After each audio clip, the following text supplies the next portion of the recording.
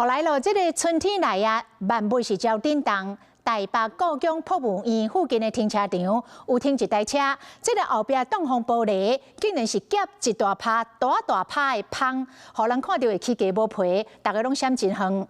昆塘系教授讲，可能是芳咧分家伙，只要莫甲因交叉，通常因袂共攻击。汽车后的挡风玻璃有正亲在通拖伫咧硬硬说，斟酌甲看，竟然拢是芳。那停留伫咧挡风玻璃，阁有几只伫咧边仔硬硬皮，互人看甲是起鸡母皮。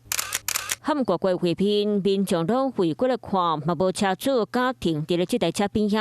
代志就发生伫咧昨礼拜台北市故宫博物院附近的停车场，游览车的司机吴先生甲这个机警翕落来，嘛讲生目睭发白白，唔捌看过。听到是应该是女车主，然后她也吓坏，然后她也是跟那个停车场求救啊。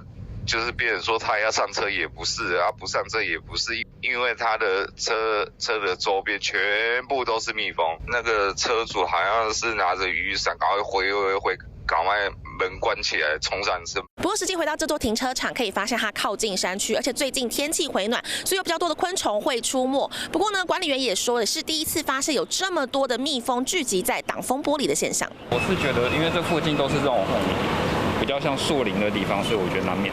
现怎芳的青蛙做伙专家就来解说，原来当芳伫咧洗拖，芳收可以请办在芳的时所在会真正对本车，通常是芳收会去找后一个所在去收，其他讲的芳在跟对伫咧边仔，有可能是芳收伫咧挡风玻璃休窜，其他正亲家讲的芳才会规定请我来。